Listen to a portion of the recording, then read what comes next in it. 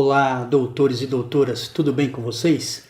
Hoje eu quero tratar aqui nesse vídeo sobre um tema do direito civil que é o negócio jurídico.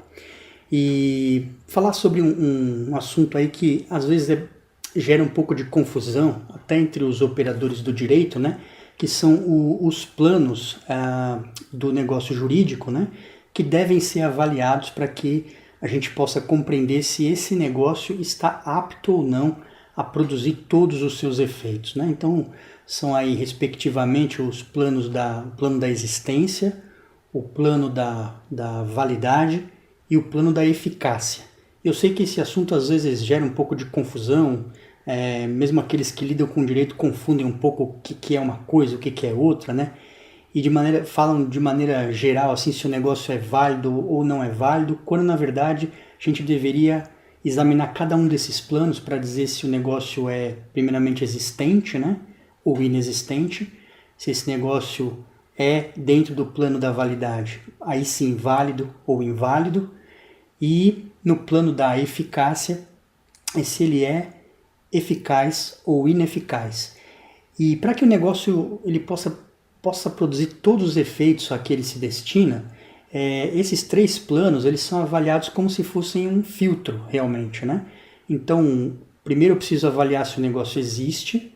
Se ele existe, então ele passou no primeiro filtro, aí eu vou avaliar se ele é válido.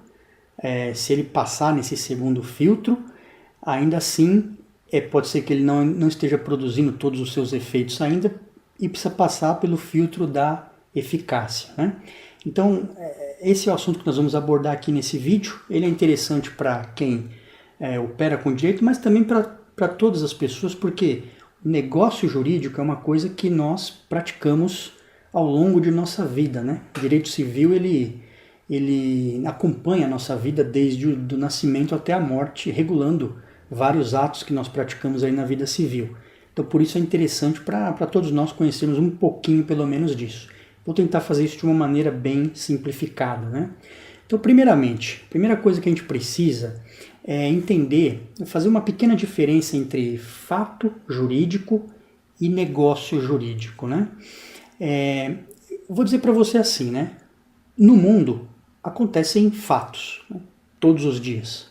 Nem todos os fatos interessam ao direito. Então, muita coisa que acontece no mundo não importa em nada para o direito. Então, o que vem a ser um fato jurídico? É um fato que é relevante para o direito. Então, de maneira mais precisa, é o seguinte, né? O direito tem diversas normas. E quando acontece um fato no mundo real, sobre o qual uma dessas normas de direito incide, é como se ela pegasse aquele fato do mundo e levasse esse fato para um plano de existência jurídica. Então, resumidamente, então, um fato jurídico é um fato que acontece no mundo real sobre o qual incide uma norma jurídica e aí torna aquele fato um fato jurídico. Ele passa a ter existência no mundo jurídico. Então, um exemplo disso, né? Você está lá, por exemplo, dirigindo o seu carro e aí você passa o semáforo vermelho. Então, no momento que você faz isso, acontece um fato sobre o qual existe uma norma administrativa que diz que aquilo é uma infração. Então, naquele momento, aquela norma que existe em abstrato, ela incide sobre aquele fato e torna aquele fato relevante para o mundo jurídico. Além disso, essa norma também prevê uma consequência, né? Algo que deve acontecer, no caso, você pagar uma multa, né? Uma multa de trânsito. Então veja que aquele fato ele tem tanto um plano de existência, né, que significa o quê? Que tem uma norma jurídica que incide sobre ele e faz com que ele exista no mundo jurídico, e quando isso acontece, espera-se que um determinado resultado aconteça, né? Então, esse resultado, aquilo que deve acontecer é o plano da eficácia. Quando você for lá receber a multa, né, chegar na tua casa, você for lá e pagar, então aquilo teve eficácia, né? Então, de maneira geral, quando nós examinamos os fatos jurídicos, nós estamos trabalhando com esses dois planos, né? O plano da existência e o plano da eficácia. Qual é, então, a diferença disso para um negócio jurídico? Qual a diferença do fato para um negócio jurídico? É que o negócio jurídico ele tem também um outro elemento, que é uma declaração de vontade. É uma vontade de gerar um certo resultado jurídico. Então, por exemplo, quando você estava dirigindo o seu carro lá e você passou no semáforo vermelho, aquilo foi um fato que produziu um efeito, mas não que aquilo era a tua vontade. Você não teve uma declaração de vontade, falando, eu quero passar aqui no farol vermelho, no semáforo vermelho, porque eu desejo produzir o efeito de receber uma multa. Então, não é isso que aconteceu. Então, no negócio jurídico, diferentemente, existe uma declaração de vontade, um desejo de praticar um determinado ato visando um resultado jurídico. Por exemplo, quando alguém vai comprar alguma coisa, por exemplo, ele pratica algo, né, que ele declara uma vontade de fazer aquilo. Ele tem uma vontade de produzir aquele efeito, adquirir um bem. Então, então nós podemos dizer que o negócio jurídico ele é uma espécie do fato jurídico, né? Então tem os fatos jurídicos e entre os fatos, né, existe uma espécie que é o negócio jurídico e que ele é diferenciado por essa declaração de vontade. Só que aí tem uma coisa, como ele tem esse elemento da declaração de vontade, o ordenamento jurídico vai querer verificar se aquela declaração de vontade ela tem validade, se ela foi feita sem nenhum tipo de vício. E aí entra, né, emerge esse outro plano, que é o plano da validade. Entende? Então, o fato jurídico tem o plano da existência, o plano da eficácia. E o negócio jurídico, além de ter o plano da existência de um lado e o plano da eficácia do outro, que é o resultado, entre eles existe o plano da validade, que é a verificação de se essa declaração de vontade de praticar o negócio, se ela é válida. Então, quando o negócio jurídico reunir esses três elementos, né, notem bem as palavras, né, tiver os elementos de existência, significa que ele existe. Daí ele precisa ter também os requisitos de validade. Então significa que além de existir, ele é válido. E finalmente ele tem que ter também os fatores de eficácia, para que ele possa produzir todos os seus efeitos, né? Então essa é a estrutura, vamos dizer assim, né, os planos do negócio jurídico. E ele funciona assim como um filtro mesmo, né? Primeiro eu tenho que verificar se o negócio existe. Caso ele exista, então eu preciso verificar se ele é válido. E caso ele seja válido, finalmente eu tenho que verificar se ele já está eficaz, se ele já está produzindo todos os efeitos a que ele se destina. Então eu vou dar um exemplo disso para ficar um pouco mais concreto, a gente vai examinar juntos, né? Vamos pensar num testamento. Então vamos pegar um testamento e examinar esses três elementos. Vamos imaginar que alguém tem a intenção de fazer um testamento. Então enquanto ele está com essa intenção na sua mente, ele está pensando sobre isso, cogitando essa ideia, talvez ele está conversando com a família, falando com o advogado. Esse negócio jurídico, ele existe? Não, ele simplesmente não existe. Se essa pessoa morrer dessa maneira, não vai ter nada, não importa as intenções que ela tenha, porque não houve uma declaração de vontade que seja reconhecida pela sociedade, pelo ordenamento jurídico, como circunstância apta a produzir um efeito jurídico. Vamos supor que essa pessoa pegou até um rascunho lá, ficou rascunhando o que ele vai deixar para o fulano, o que ele vai deixar para o sobrinho, o que ele vai deixar para o filho A, o filho B, né? Rascunhou lá num papel de pão. Se essa pessoa morrer amanhã, alguém pode pegar aquele papel de pão e dizer, tá aqui ó, o testamento? Não, esse negócio não existe, né? Ele não cumpriu os requisitos formais necessários para uma existência. Então, o testamento sequer entrou, nesse caso, no plano da existência. Percebe? Então, olha como é importante entender isso, né? Ninguém vai se debruçar para examinar um negócio jurídico que é inexistente, né? Que o ordenamento jurídico sequer reconhece, né, a sua existência. Pode existir na cabeça das pessoas, pode existir no âmbito familiar, mas para o ordenamento jurídico ele não existe. Mas vamos imaginar que esse testador, né, ele fez tudo direitinho, ele foi lá e realmente fez o testamento. Ele usou toda a forma que é prescrita na lei, tudo direitinho, registrou tudo lá, então reconhece que tem ali um testamento. Aí eu pergunto, esse testamento já pode produzir todos os seus efeitos? Ainda não. Ele existe? Ele existe. Mas nós temos que verificar se essa declaração de vontade ela é válida. E aí que está o grande elemento, né, do negócio jurídico. Essa declaração de vontade ela não pode ser viciada de nenhuma maneira. Então o ordenamento jurídico vai verificar, por exemplo, será que esse testador, né, a pessoa que fez o testamento, será que ela estava no pleno gozo de suas faculdades mentais? Será que ela não teria sido coagida a fazer esse testamento, deixando seus bens para esse ou para aquele? Então, por exemplo, se isso for constatado, que a pessoa, por exemplo, não estava no pleno gozo das suas faculdades mentais ou que havia sido coagida, o negócio existe? Existe. Agora, será que ele é válido? Não, ele é passível de questionamento, não quanto à sua existência, mas quanto à sua validade. Por quê? Porque o negócio jurídico exige uma declaração de vontade e que essa declaração de vontade seja idônea, que ela não tenha nenhum tipo de vício. Okay? Aí, agora vamos além. Vamos imaginar então que essa declaração foi ok, não tinha nenhum problema com ela. Então, fomos no plano da existência. O negócio existe? Existe. Fomos no plano da validade. O negócio é válido? Sim, é válido, ok. Mas o negócio já pode produzir efeitos? Quer dizer que depois que foi feito o testamento, tudo ok, as pessoas já podem vir e começar a pegar os bens e tudo mais? Não. Por quê? Porque apesar de existir, apesar de ser válido, ele ainda é ineficaz. Por quê? Porque tem uma condição ali que precisa ser cumprida para que esse negócio possa produzir todos os seus efeitos.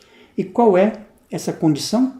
É que é a morte do testador, que ele mantém aquela disposição até a sua morte, e com a morte, então, acontece aquela situação que estava prevista e que vai dar eficácia ao negócio que foi praticado, ao negócio jurídico. Então, um negócio jurídico ele só produz todos os seus efeitos, né? Tudo mesmo que ele precisa produzir, quando ele passa por esses 3 filtros, né?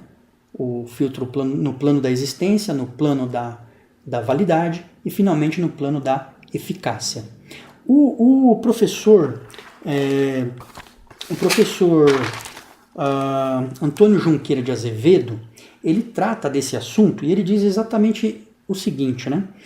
Plano da existência, plano da validade, plano da eficácia são os 3 planos nos quais a mente humana deve sucessivamente examinar o negócio jurídico, a fim de verificar se ele obtém plena realização. Então é isso, esses 3 planos vão ser examinados pelo ordenamento jurídico para verificar se o negócio está apto a obter a sua plena realização. Agora vamos ver como é que o Código Civil, como é que isso foi materializado no Código Civil Brasileiro de 2002. Né? No Código Civil, no artigo 104, diz o seguinte: a validade do negócio jurídico requer agente capaz, objeto lícito, possível, determinado ou determinável e forma prescrita ou não defesa em lei. Então, nesse artigo 104, numa tacada só, o legislador ele trata tanto do plano da existência quanto do plano da validade. Então ele fala primeiro dos 3 elementos que são necessários para que qualquer negócio jurídico exista. É preciso ter um agente, né? Um ou mais agentes, mas não dá para praticar um negócio sem que tenha pessoas praticando esse negócio, né? Que tenha agente. É preciso também ter um objeto, né? E também a forma, né? Uma forma daquele negócio se realizar. E o objeto é o propósito, né? O objetivo a que se destina esse negócio. Então eu vou dar um exemplo bem simples aqui para a gente. Vamos imaginar aqui a compra e venda de um veículo, de um automóvel. Alguém, um agente, vai até a concessionária e, objetivando um contrato ali de compra e venda de um determinado veículo, e preenche toda a formalidade necessária, faz um contrato e compra, né, efetivamente aquele veículo. Esse negócio, ele existe? Claro que existe. Nós temos um agente, nós temos um objeto, que é a compra e venda de um certo automóvel, né, e nós temos também uma forma, né, que é a forma prescrita na lei, ou pelo menos uma forma que a lei não proíba que aconteça, né? Então o negócio existe. Agora, esse negócio é válido? Depende. Aí nós vamos ter que examinar aquela manifestação de vontade para ver se ela é ou não válida. Então, por exemplo, vamos imaginar que esse negócio tenha sido praticado por um menor de 16 anos. E aí? Esse negócio é válido? Não, ele não é válido. Por quê? Não é que o negócio não existe, ele existe. Mas o ordenamento jurídico, o próprio Código Civil, diz que os menores de 16 anos são incapazes para os atos da vida civil. São absolutamente incapazes. Então você tem um agente, que no plano da existência está ok, porque tem um agente, mas esse agente ele é absolutamente incapaz. Então o negócio que ele pratica não pode ser válido, né? Ele existe, mas ele não é válido. E é bem interessante isso, né? Porque quando a gente está nesse plano da validade, a gente tem duas situações. Tem a situação em que o negócio é nulo ou que o negócio é anulável. E qual que é a diferença? Dependendo do vício que recai sobre a validade, né, sobre esse negócio jurídico, ele pode ser nulo ou pode ser anulável. Quando o negócio é nulo, significa o seguinte, que aquelas coisas que aconteceram, tudo aquilo que aconteceu decorrente daquele negócio, tem que ser considerado nulo como se nunca tivesse existido. Então, por exemplo, nesse caso que eu mencionei, que é um agente aí, um menor de 16 anos, é exatamente isso. Esse negócio, ele é nulo, né? Ele é um vício tão grave que é como se aquilo nunca tivesse sido praticado. Então, quando for declarada essa nulidade, quando se reclamar disso, for declarada essa nulidade, tudo que aconteceu decorrente daquele negócio jurídico tem que ser refeito, tem que ser desfeito. Então, por exemplo, se teve prestações que foram pagas, se teve o carro foi entregue, prestações foram pagas e tudo mais, tudo tem que ser devolvido, né? Então devolve-se o carro, devolvem-se todas as prestações pagas, como se aquele negócio nunca tivesse existido. Então, por exemplo, o menor comprou o carro, os pais podem falar, não, você está louco. E aí os pais vão lá e reclamam a nulidade daquele negócio. E tem que ser desfeito como se nunca tivesse existido. Isso é o que nós chamamos de um efeito que retroage até a origem do ato que foi praticado. É o que a gente chama em direito de efeitos ex tunc. Quer dizer, a partir do momento que é declarada a nulidade, volta a estaca zero, como se nunca tivesse existido. E mais, é possível, nesse caso, que os pais ou algum responsável vá lá e confirme esse ato, fala, não, foi praticado por um menor, mas eu quero, vamos fazer esse ato ficar válido, vamos confirmar aqui entre a gente. Não, não é possível, porque padece de um vício que é insanável, né? Então esse é o caso de ato nulo. Agora, quando você está no campo da validade, esse negócio também pode ser considerado anulável.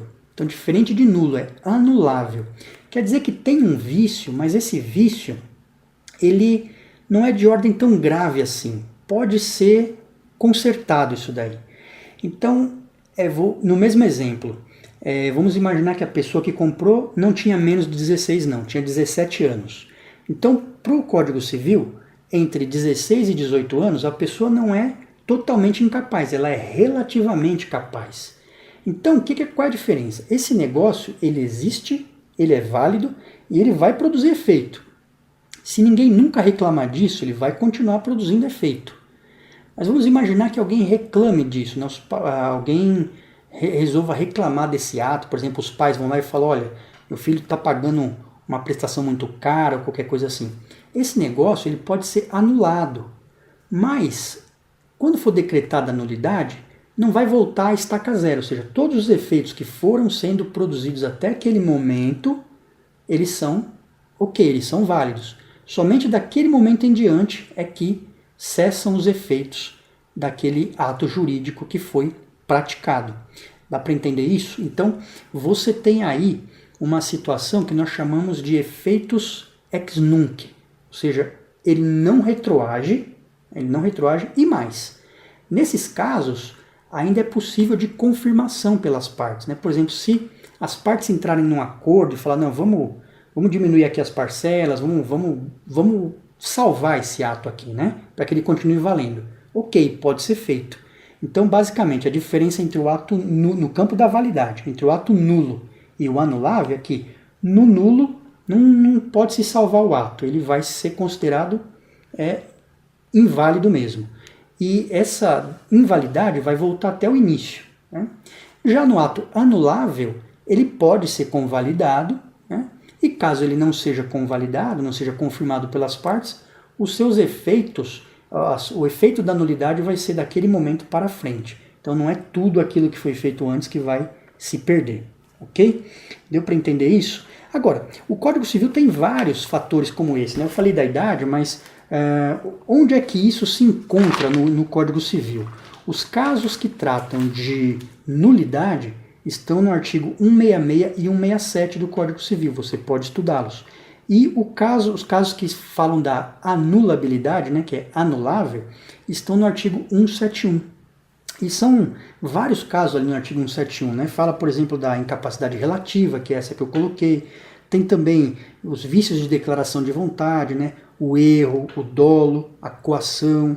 Se alguém, por exemplo, fez uma manifestação de vontade, mas cometeu um erro nela, ou houve uma coação, né? Então é erro, dolo, né? Coação, estado de perigo, lesão, fraude contra credores. Então são alguns casos que nós não vamos tratar nesse vídeo, mas alguns casos que viciam aquela declaração de vontade e por isso o ato, apesar de existir, é considerado inválido, né? E lembra bem, os casos aí de nulidade absoluta, poderíamos dizer assim, né? Estão lá no artigo 166 e 167, né? E os casos de nulidade relativa estão lá no artigo 171. Finalmente, como nós abordamos então? Falei que o Código Civil falou nesse artigo 104 do plano da existência e do plano da validade, existe também ainda o plano da eficácia. No plano da eficácia, nós temos ali alguns fatores que fazem com que o negócio seja desde já eficaz ou que tenha a sua eficácia suspensa.